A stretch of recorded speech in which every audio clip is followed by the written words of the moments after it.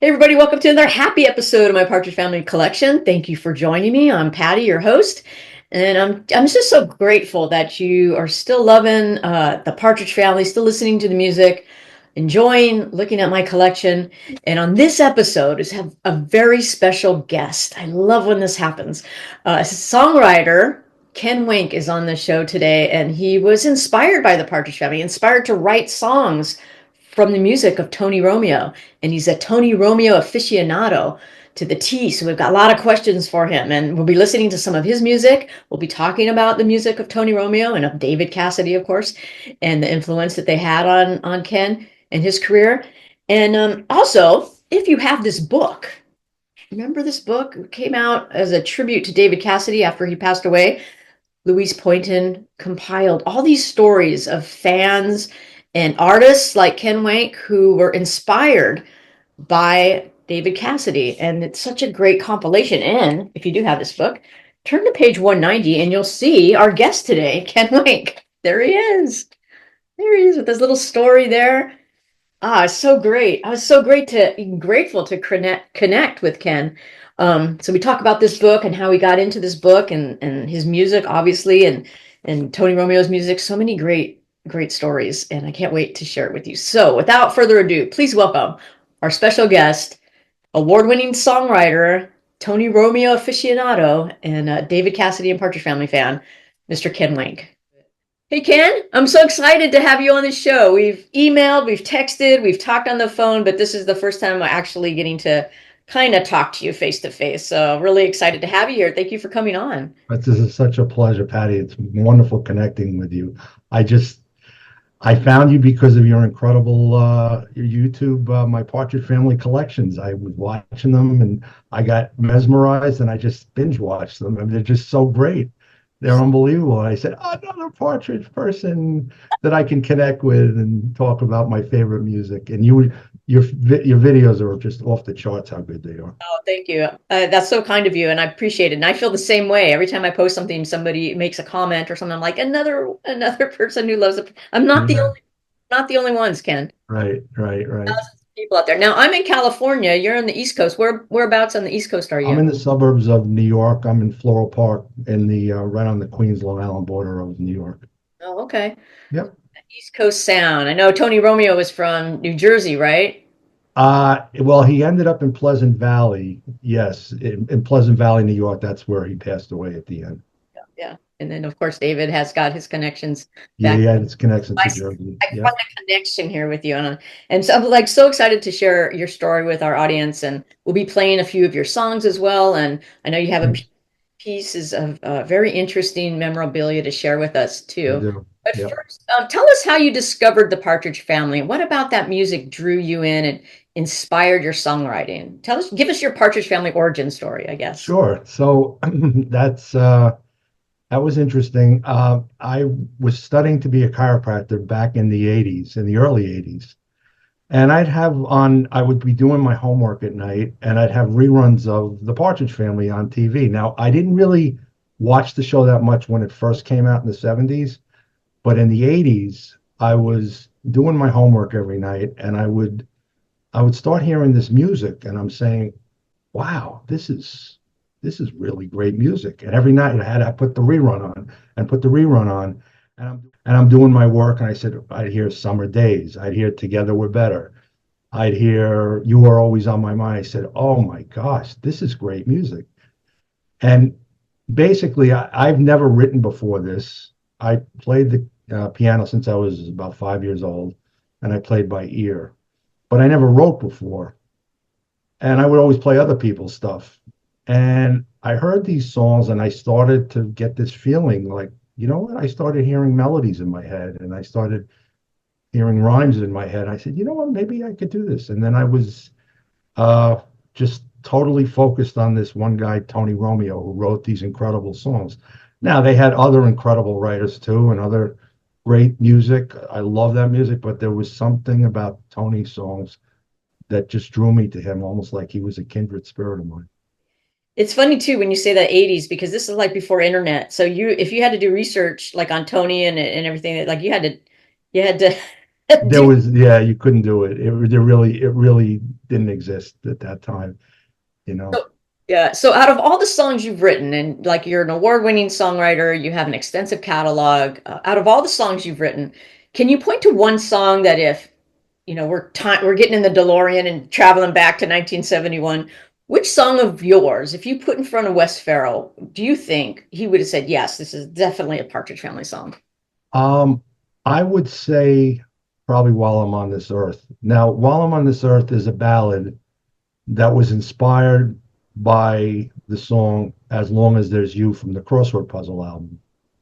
So that's I didn't do that at the beginning. I did that more a little later on, but that's the song that was inspired. I said, a Tony song. I had to do something that's a Tony song at one point, and that particular song I identified with. So I wrote a different melody and came up with different lyrics, but it's the same structure. It's a very unusual song structure. So I'd say While I'm on This Earth, and that's one. Yeah.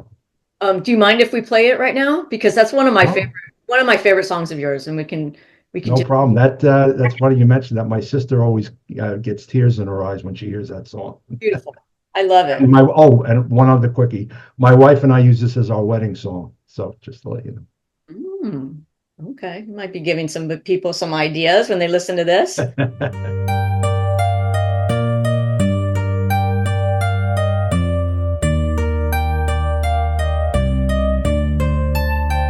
Whenever life seems cruel and so unfair, and you need someone there, I'll help you get by. Whenever you fear that you're on your own, you'll never be alone as long as I'm alive. While I'm on this earth, I will love you every day. I'll keep you standing tall when all hope slips away. While I'm on this earth, I'll help you chase your every dream. As hard as they may seem, I'll steer you on your way. There'll be days you can't go on, and heaven knows when I'll be gone, but I'm here to lean upon while I'm on this earth.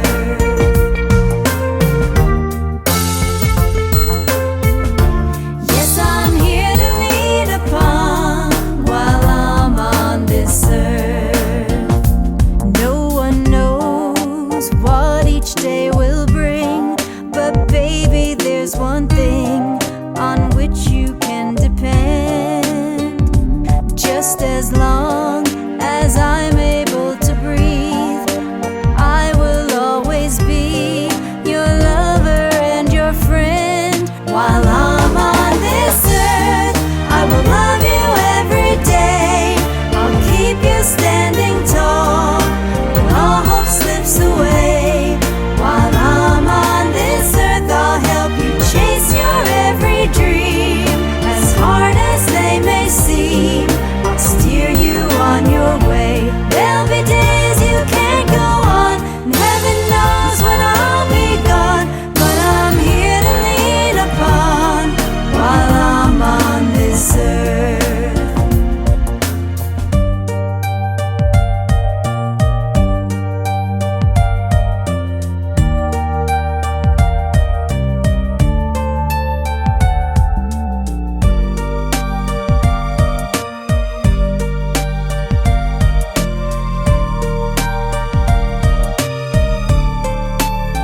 Life may seem hard, but don't you care at all, 'cause baby, I'll be there to catch you when you fall. While I'm on this earth, I will love you every day. I'll keep you standing tall when all hope slips away. While I'm on this earth, I'll help you chase your every dream. As hard as they may seem, I'll steer you on your way. There'll be days you can't go on, and heaven knows when I'll be gone, but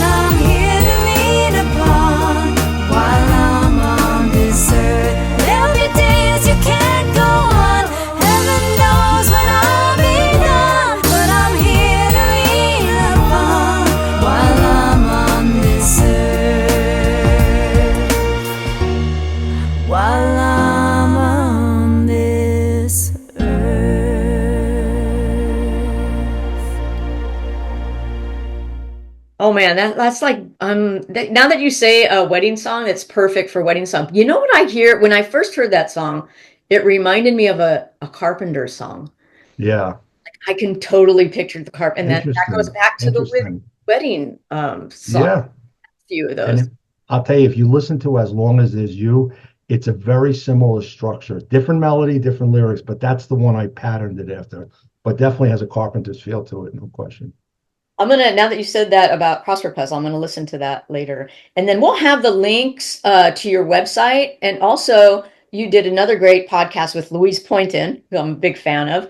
On her podcast, the David Cassidy Connection, she plays quite a few of your songs.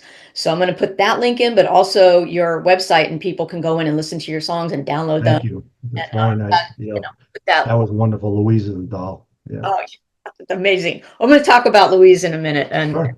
this book.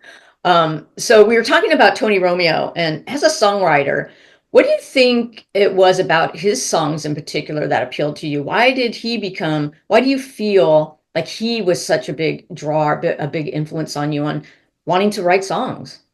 I think there was something about his melodies that were to me different than a lot of look, there's a lot of great songs from the 70s, but there was something about his melodies that I thought were just pure magic. And you put them together with David's voice and everything, and it's just, it's incredible. But Tony also had this way of describing things, like point me in the direction of Albuquerque. I'm window walking down to, like he would, and then on Morning Rider in the Sun, Hobo in the Sun, he would have these expressions, and he was so descriptive. I never heard a song like Point Me in the Direction of Albuquerque about a girl wanting a guy to help her get to the next town. It just, he had this he had this incredible way of describing things, which just, I think it was primarily the melodies, like, Summer Days, Together We're Better, I'll Never Get Over You. Those are three of my favorites of his songs. I mean, he was, and then I remember when I was young, at that time, I had a 45 of I'm Gonna Make You Mine by Lou Christie. And I said, I bet you Tony might have written this. I looked on the disc, Tony wrote it. It Wow. just, I could just tell by his melodies. To me, nobody wrote melodies like him. Nobody. It's like a complete storyteller Oh, with a catchy beat. It's like yeah. great. The footpath to your daddy's summer place. I mean, who writes lyrics like that? Nobody does that. Yeah, I was thinking of some of the lyrics that, and we're going to talk about some songs, some specific songs that I kind of want you to Sure, dissect for us sure. a little bit later. But I've been listening to a lot of your songs, and especially like we just passed the holidays, and you have a lot of Christmas songs that you've written that are all like really good. And I'm just excited. I'm really encouraging people to go onto your website and listen to some Thank you. because they Thank do you. have that very catchy and also painting the picture, like you said with Tony. So when you were on, and like I said before, Louise Poynton's podcast, she plays a lot of your songs in its entirety. So we'll put the link on the show notes to that. Your sound is very, I want to say Partridge-esque, I guess, or very Tony Romeo-esque. When you go into writing a song in your process of songwriting, do you have that Partridge Family sound in your mind, or is it just an organic thing that kind of happens? I do. One of the things that Tony did a lot was, and a lot of those songs, he wrote in major chords a lot. Major chords, I don't want to get too, I don't actually read music, but they're sweeter music. It's the major chords versus the minor diminished chords. So he wrote in major chords a lot, sweet melodies, things like that. And I just found that I usually do that. I try to think to myself, now, music's changed in 50 years. So I try to write more current stuff also because, Partridge Family songs today, if I try to find an artist, that's not going to be so successful to find somebody to sing a Partridge song from today. But a lot of my writing, I think in major chords to make them in the happy, sweet way they are. So I do think about that. And, there have been songs I would say, what would Tony write here? What would he put here? And he was just my idol. He's just, what I would have done to meet him is, oh, forget it. So you had the opportunity to see David Cassidy perform many times. For those who never got to see David live, what was that like? What made David different than other performers? He was such a showman. He was so the energy that came to that concert, those concerts, I should say, many times. We went to so many concerts over the years.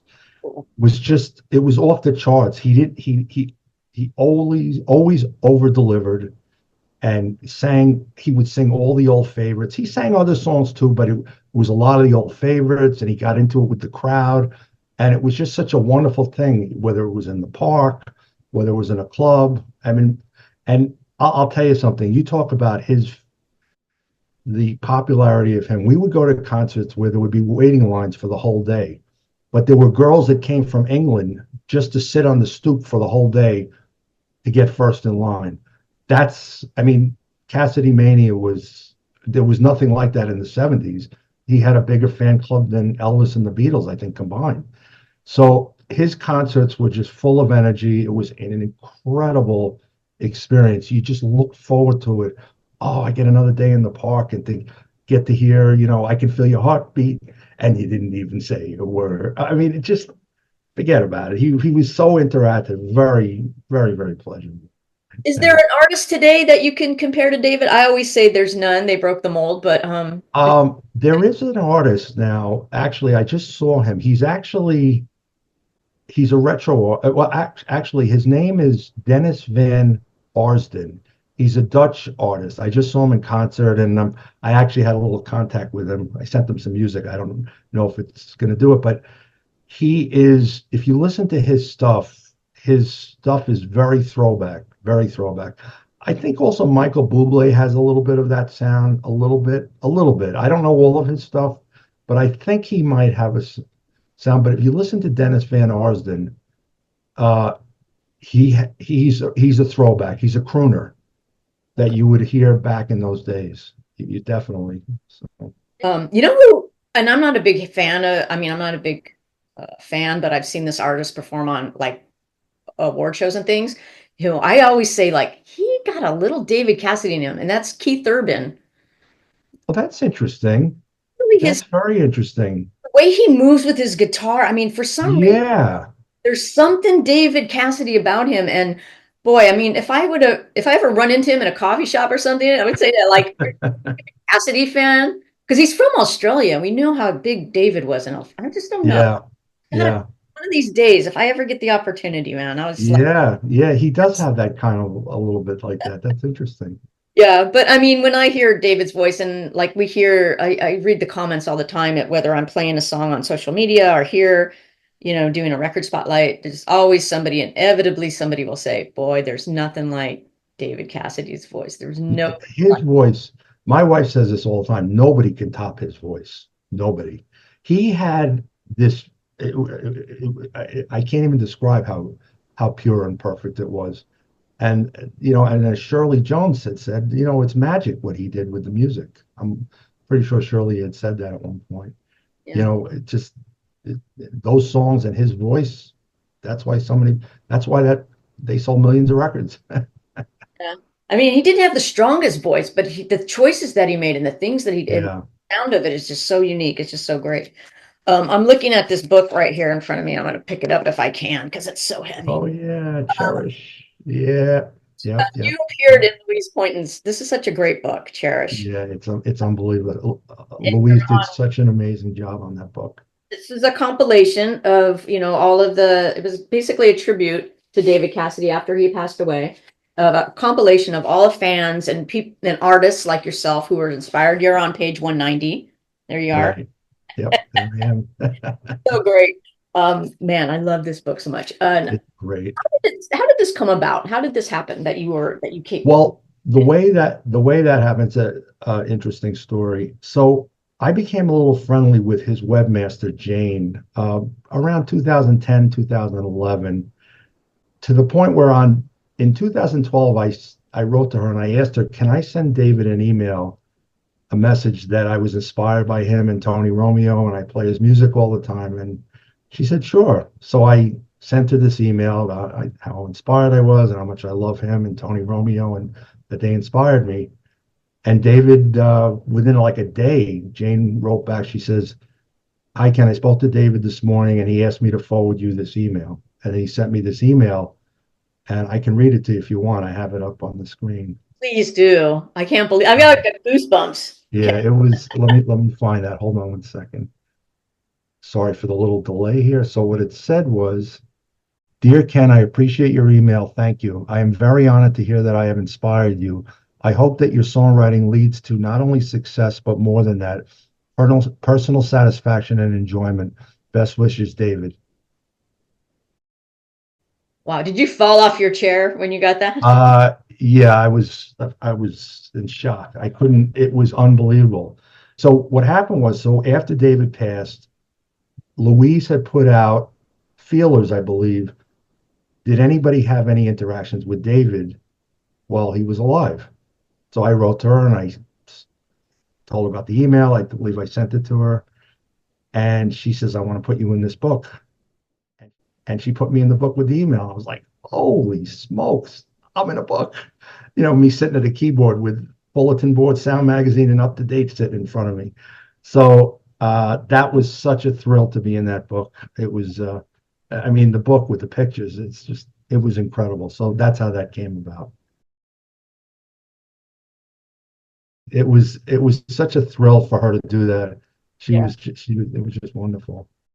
I mean, that's so David, isn't it? Because he was always reaching out to the fans. He never, like, I've never heard anybody who had in contact with David have a bad story. People always tell me, well, he was this, he was that, he was so great. He gave me a kiss on the cheek. It's like Yeah, so many, yeah. touched so many people's lives, I guess. Oh, he was the chosen. I really believe in it. Some people in life are chosen to be here, and he was chosen to spread massive joy to people. Just that's what his role. I believe that. Ken, you're getting me like misty-eyed right here because Oh I boy. miss him so much. I So know, I know. Listen, there was a time, Patty, a couple of years after his passing, I couldn't play his music. It was too painful. I believe it. I just couldn't play it. It was too hard. Um, anyway, so that's how that came about. Well, I mean, like I said, we still have his legacy and we still have his music, and Yep. Yep. that's what we have to ride on, I guess. Yeah.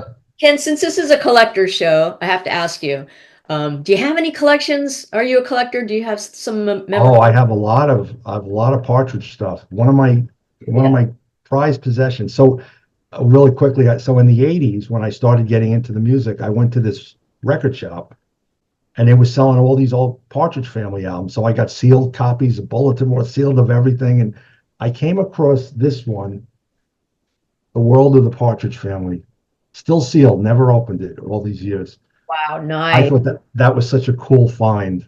That was, and then I found this one. I don't remember where I got this one. This is a Japanese Partridge Family. And you say the Partridge Family, I believe this is the original album. This is a Japanese one. You got the Obi sash on the You got side. the OB on the side, Nice. and then yeah, and then the record inside, if you can see it. Oh, I just broke it. Hold on. It's okay. But anyway, and then I don't know if you saw the world. Yeah. Oh, that's a great find. Anything sealed, I love. I love the sealed. Yeah, But that wasn't sealed. The world of was sealed. That's still sealed. yeah. Oh, great.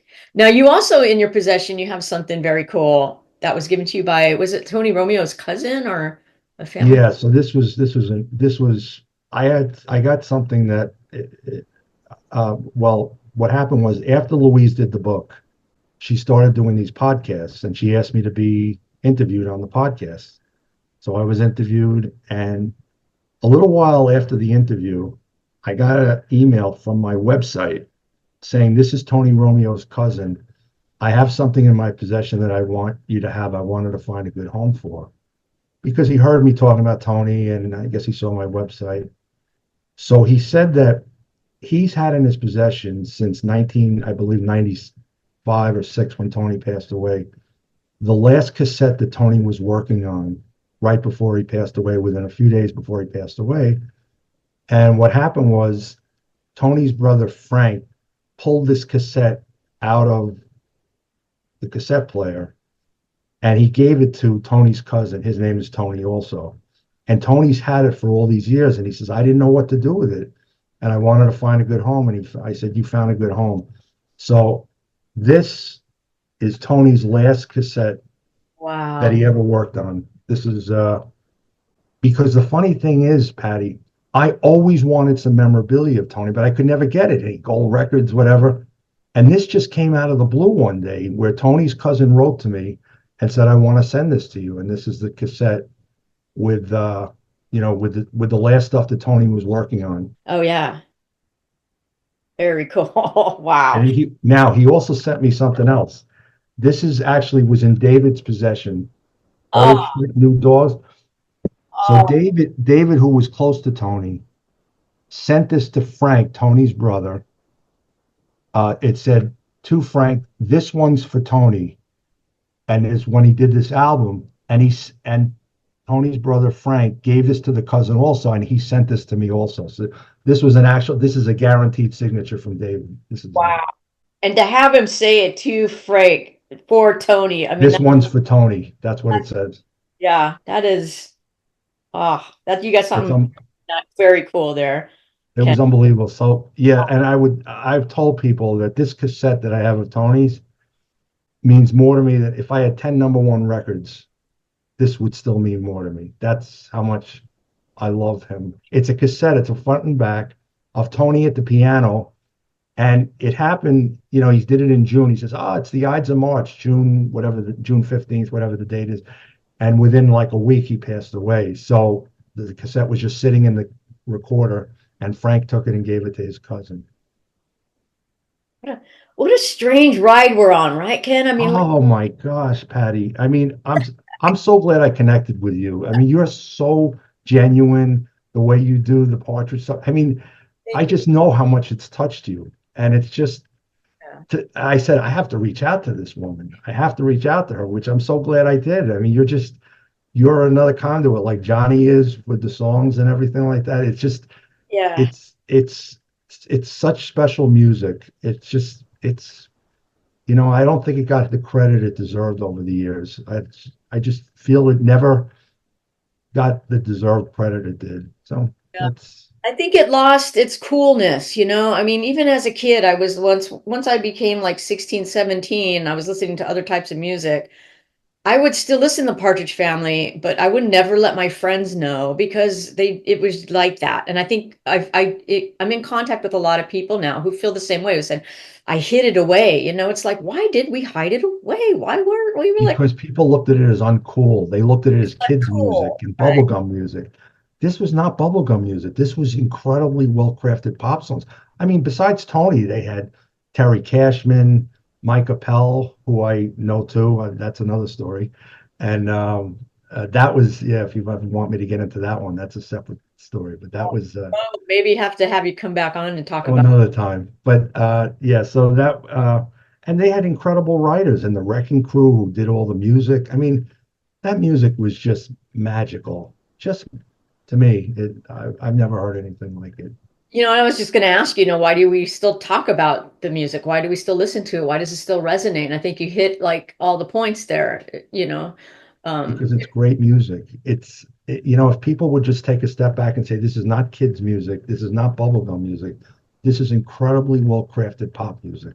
That's really what it comes down to. It just is. I mean, just incredible. Speaking of great music, I want to play one more song of yours because it's another one of my favorite, if you don't mind. Not at all.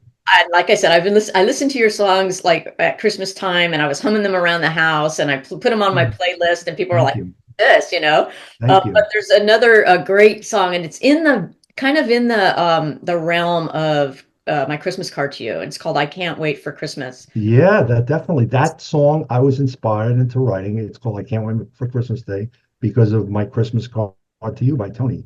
That inspired me to write that song. Well, we're going to end the interview on something fun, but first let's listen to that song. I really want the audience to do it.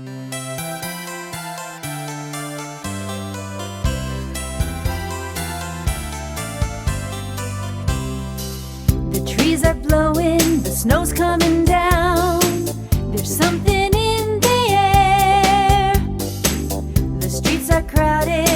Just look around, there are people everywhere. Folks are smiling as they pass by. It's that time of year. I've got a special feeling and I know why. 'Cause Christmas Day will soon be here. Santa's coming, the kids are running. Listen as the church bell rings. I keep waiting, anticipating all the joy that the day brings. There's no way to hide it. I can't wait for Christmas Day. I get excited watching all the children play. No other season can make my heart beat quite this way. And the reason is I can't wait for Christmas Day.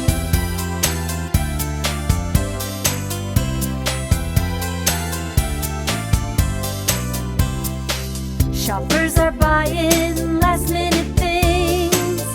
Yes, the time is near. On every corner the carolers sing all the songs I love to hear. The snow is piling up on the ground. What a lovely sight. There are decorations all over town, and all the houses look just right. Santa's coming, the kids are running. Listen as the church bell rings. I keep waiting, anticipating all the joy that the day brings. There's no way to hide it. I can't wait for Christmas Day. I get excited watching all the children play. No other season can make my heart beat quite this way. And the reason is I can't wait for Christmas Day.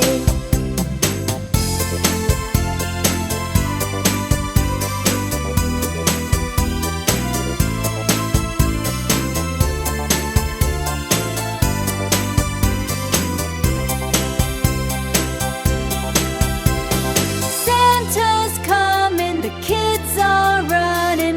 Listen as the church bell rings. I keep waiting, anticipating all the joy that the day brings. There's no way to hide it. I can't wait for Christmas Day. I get excited watching all the children play. No other season can make my heart beat quite this way. And the reason is I can't wait for Christmas Day. I can't wait for Christmas Day. No, I can't wait for Christmas Day.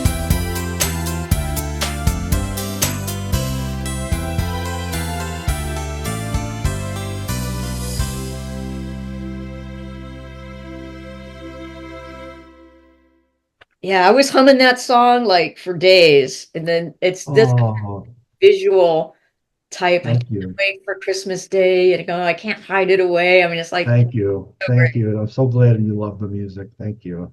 And again, like I said, we'll put that on, we'll put your link to your website and people can go Thank to you. all your music because these two songs are that we played on this episode are just like snippets of just like, just a piece of what you have because you have a whole catalog full of Thank great you. songs. I can't thank you enough for this. This is wonderful.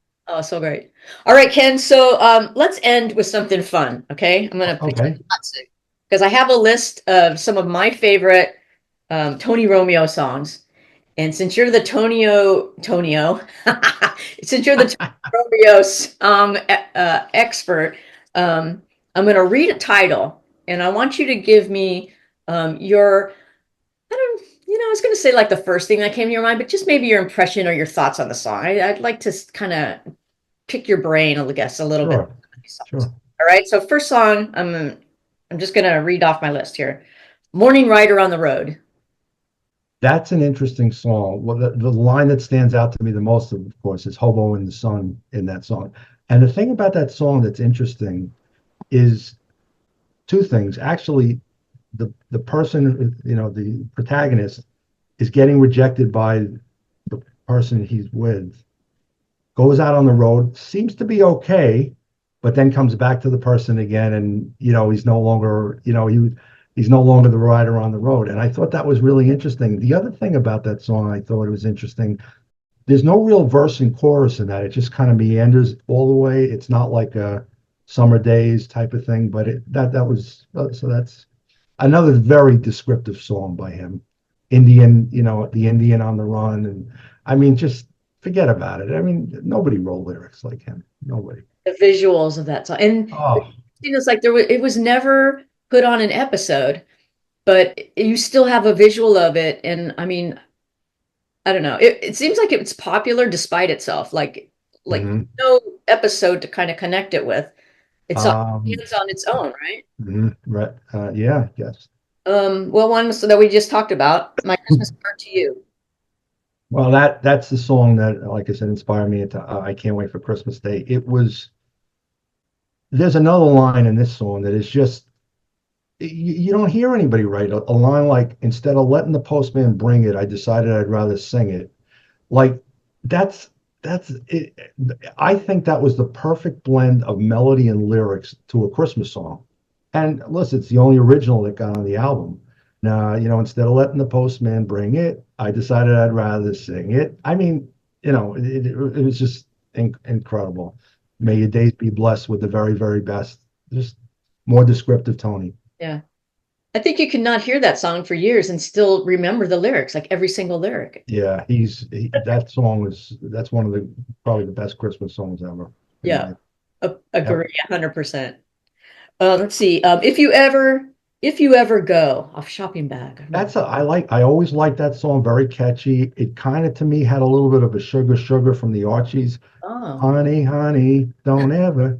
And then he's like, if you ever go, honey, honey, don't. It's true. such sweet pop and great. Reminds me of the episode that it was in with Shirley, when Danny was writing about Shirley in the paper and getting her in trouble and everything. And she was like afraid to come out and talk to people. And anyway, so that's such a great Remember, song. such a great build-up in that song too. Starts Oh out yeah, slow and it's just so fun.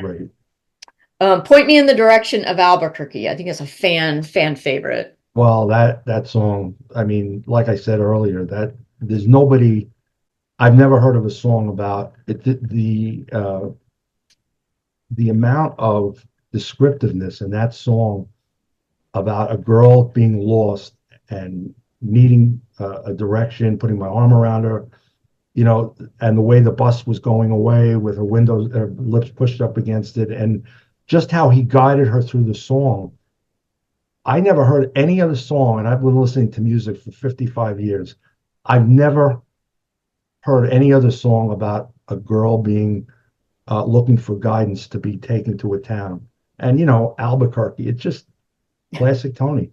Window walking downtown. I mean, whoever heard of a line like that? He just said lyrics that it just was there. Yeah. Yes. The storytelling. The piano in the beginning too is like, Oh, so good. great point, Patty. You are always on my Oh, mind. I love I that. got I to could go listen. through this whole life. Well, Sorry. let me tell you, I could binge on that one because that one, the ending, it's just super sweet, great pop. And I mean, I would binge watch on YouTube after, I play that song to death. Yeah. And just the end of it with the guitars going, ba ba ba ba ba ba. Oh, I mean, and the melodies, it was just another classic Tony, incredible melody. I mean, it's Love so it. catchy. Okay, let's see. It's on my next list here. Oh, this is a song we've talked about before.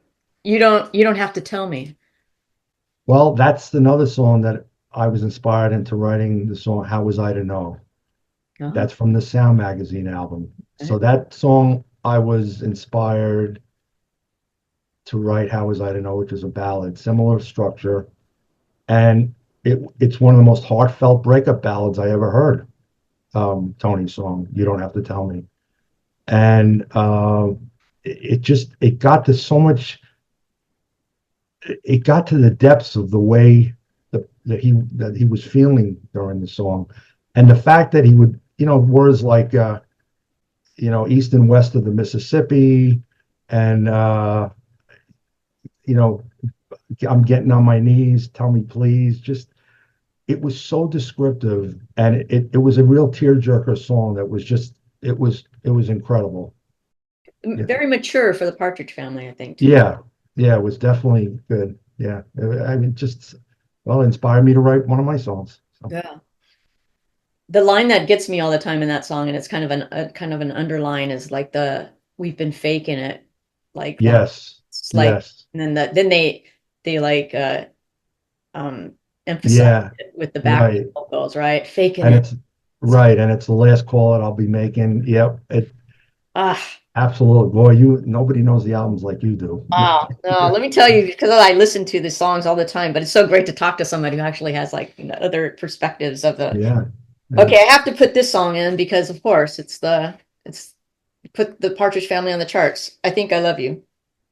Well, that was just magic. I mean, that was the song. I mean, I'll start out by saying it outsold Let It Be in 1970. What more can I say than it outsold Right. the Beatles' Let It Be? I mean, it was you know, it had the minor. I believe I heard when Tony was asked to write this song, they wanted something with a little bit of a Hernando's Hideaway. Dun, dun, dun, dun, da, da, da, da. So I think that's how he came up with ba ba ba ba ba ba ba ba ba. I believe that I heard that at one time, and it's. I mean, it has everything. That song. It's the pure. It's probably the greatest, one of the greatest pop songs of all time, in my opinion. Yeah. Do you Oh, think that gave Tony some clout with Wes Farrell? Like that was the number one song out the gate. If they don't have that number one hit song, who knows what would have happened to the Partridge Family? well, Tony, I believe, and Wes wrote before they got together with the Partridge Family. I believe they were on an, I forget the name of it. I believe they were writing before that, and but that definitely put them on the map because that was a hit before the show came out in September. I believe that was a hit. You know, in the radio, is very popular. I think it was like in August of '70 before the show didn't come out until September. So yes, that put them on the map. And one thing about Tony, who I don't think you can say about any other writer, he was on every single album there was. I guess Wes was also, but I don't think any other writer was on every single album. Basically wrote on his own for the most part, right? He wrote on his own. Some of the songs he did write. He wrote with Ken Jacobson, my all-time favorite song. Together We're Better. That's my all-time favorite of any song Really? ever I written. had that on my list and I took it off because I was like, well, it's not really, it's Tony Romeo and Jacobson, but is this your favorite song? All That's right. my favorite all-time song, not just Partridge song. I love Really? Together We're Better. That's the song. I think that's the song that got me to write. I was here in Summer Days. I'll never get over you. You were always on my mind. And that song, I don't know, something about that song. You know, I loved it when they were in Kings Island and they were on the slides and they were together. Forget Yeah. it. That was in two episodes, right? It was on Well, that yeah, one and with the one with Season Hubley with Season the Hubley, princess. right? Ah, yeah, that's like a great song. Well, I I could put all the songs on my list, Ken. We'd be here Well, all day. listen, this is just this experience is going to resonate with me for a long time. This has been so wonderful. When we have you back to talk about Mike Appel and some other things, maybe we'll do another list. Sounds good.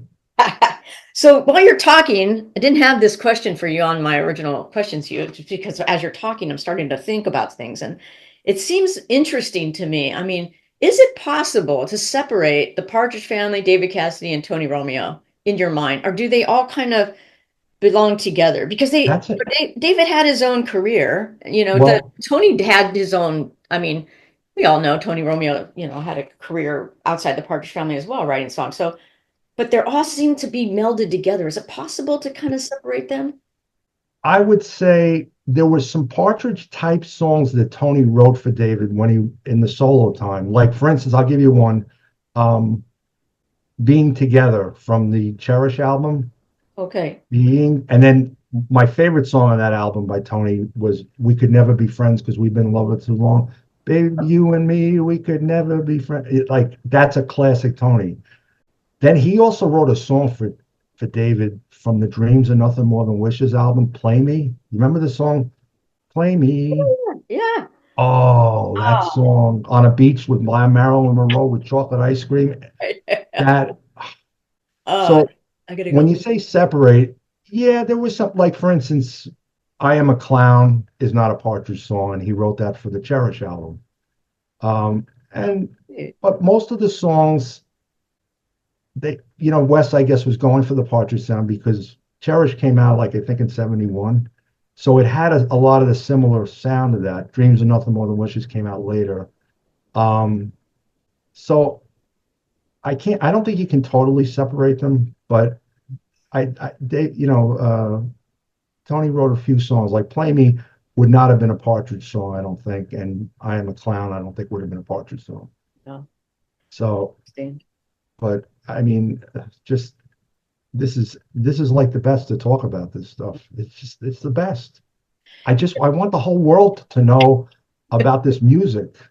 Me too. Not me. I'm talking about this music. I Yeah, just want everything out there in the world to just give them the credit that they deserve. Now, listen, they sold millions of records, so right. it's not like they didn't get any credit, but I did anyway. So It's just funny though that when you said that because last summer I went and saw the Cowsills play, and when they broke into Indian Lake, everybody got up and everybody's like clapping. right, And I'm thinking to myself, I'm looking around like, how many people know that the same person who wrote Indian Lake wrote "I Think I Love You"? right, right, Like, do you guys even know? And like, they probably right. do because they're old like me, but I mean, Yeah, yeah, it's just like so great how I don't know how they kind of they cross paths, but yet they have their own little paths too. And yeah. And Tony Tony wrote a lot wrote. for the Cowsills, right? Well, Tony wrote. Listen, Tony wrote for a lot of people in that day. He wrote for Johnny Maestro and the Brooklyn Bridge.